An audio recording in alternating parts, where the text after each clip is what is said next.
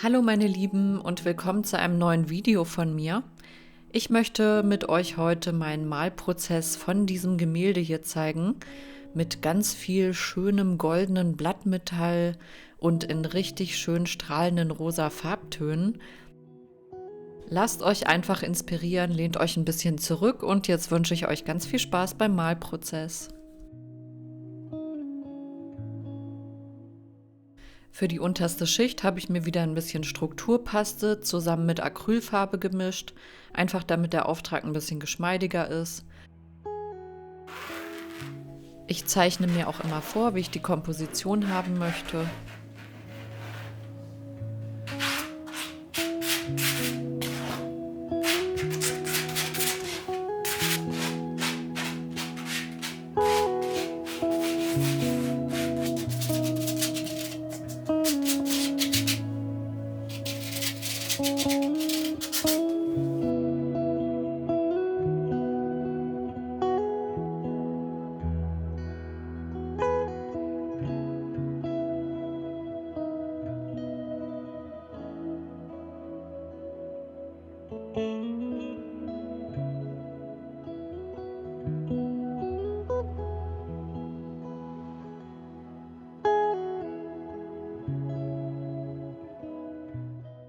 Ich habe euch wie immer die Farben in der Videobeschreibung aufgelistet, da könnt ihr alles nachschauen, was ich hierfür verwendet habe.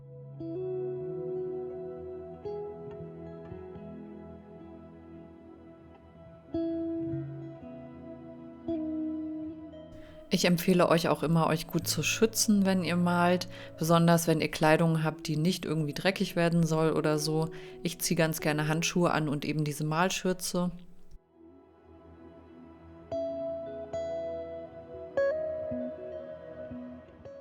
Als erstes habe ich mir mit diesem gebrannten Umbra die grobe Komposition aufgezeichnet.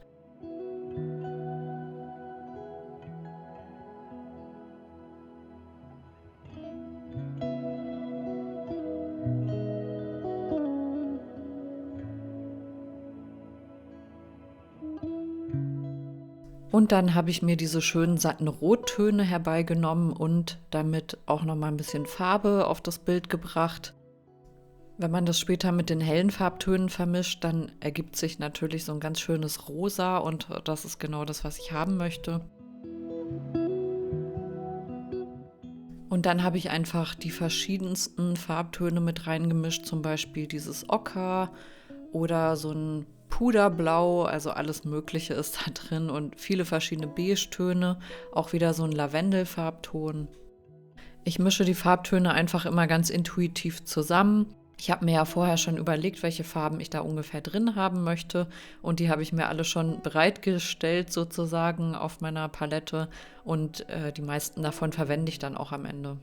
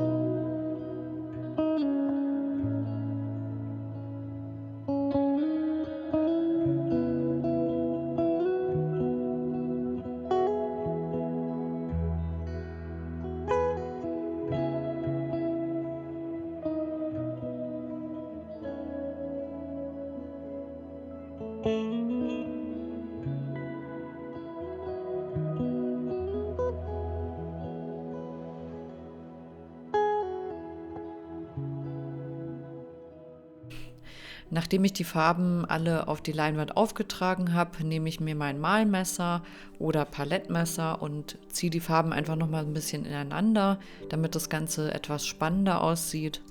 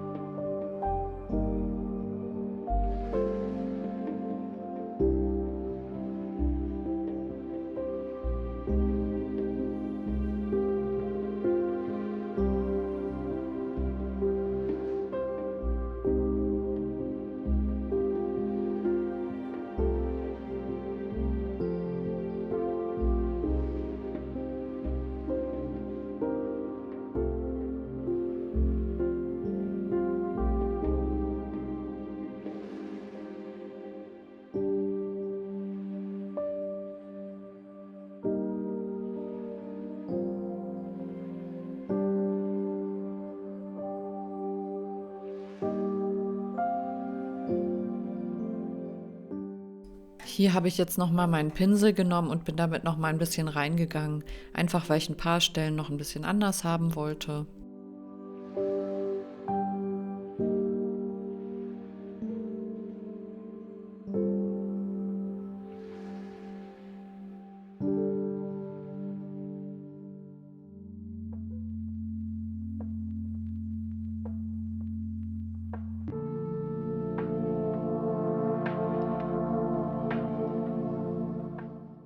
Ich muss hier natürlich auch recht schnell arbeiten, weil die Farbe sonst eintrocknet. Also zu viel darf man dann auch nicht dran arbeiten an diesem Bild. Und natürlich habe ich am Ende auch noch mal alles mit dem Palettmesser verteilt und die Struktur wiederhergestellt.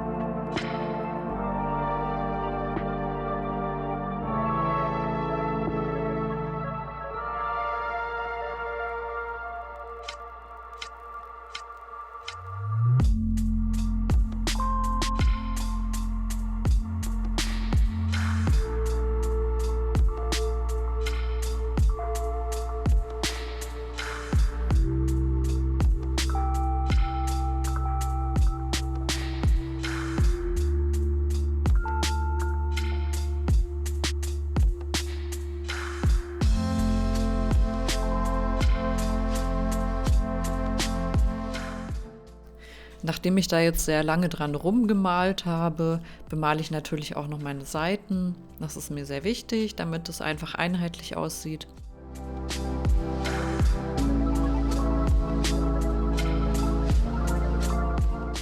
Das Bild muss jetzt auch einmal komplett durchtrocknen. Und am nächsten Tag kann ich auch schon starten mit meinem Blattmetall. Das ist alles, was ich dafür brauche. Und natürlich mein Blattmetall. Diese Anlegemilch habe ich so ein bisschen drauf geträufelt diesmal und sie dann mit dem Palettmesser verteilt.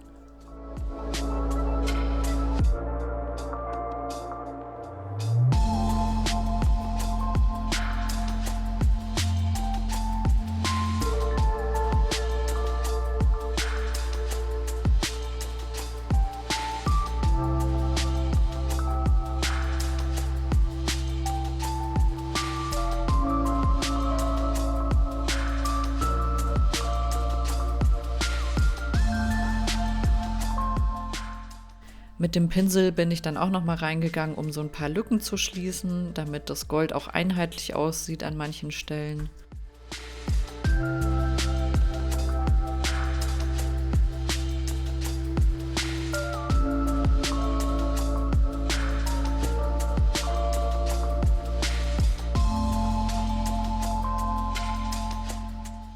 Die Anlegemilch muss jetzt ungefähr 25 Minuten antrocknen.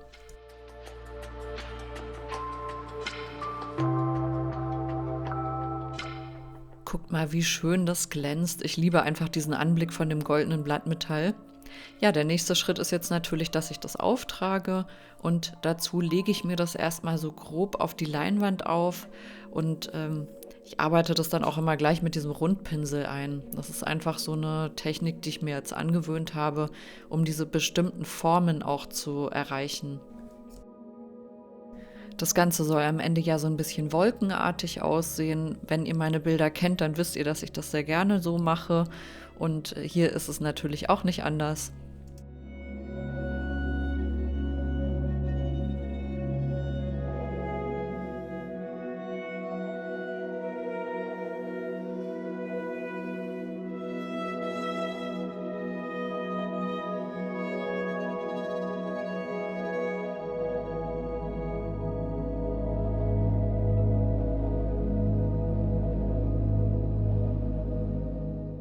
Es ist einfach total praktisch, mit diesem Rundpinsel zu arbeiten, weil ich diese ganzen kleinen, feinen Partikel da einfach auch mit einarbeiten kann.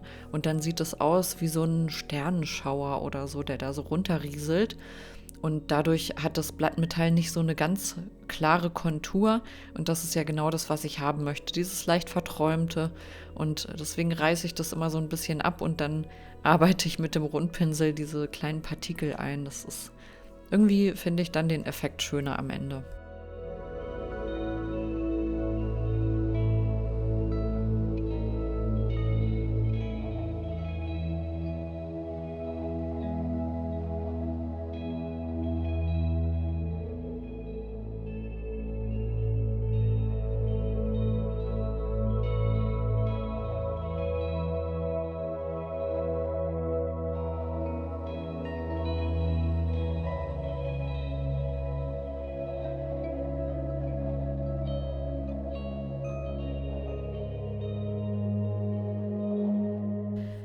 Für einen sauberen Arbeitsplatz muss natürlich am Ende auch wieder alles sauber sein, deswegen sauge ich da einmal kurz drüber.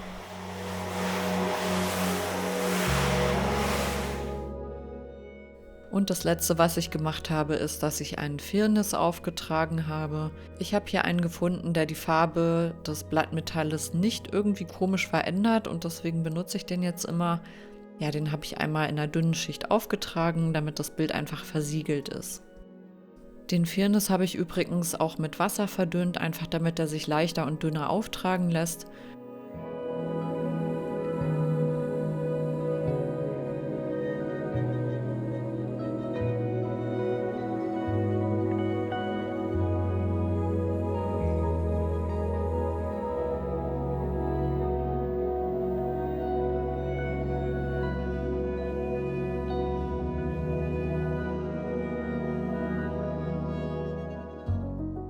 Ich weiß ja nicht, wie es euch geht, aber ich habe so leichte Valentinstags- und Frühlingsvibes mit diesem Bild bekommen. Auch wenn noch lange nicht Frühling ist, aber trotzdem, ich kann das immer kaum erwarten. Jedes Jahr freue ich mich so sehr auf den Frühling. Und ich habe das Bild Shining Love genannt.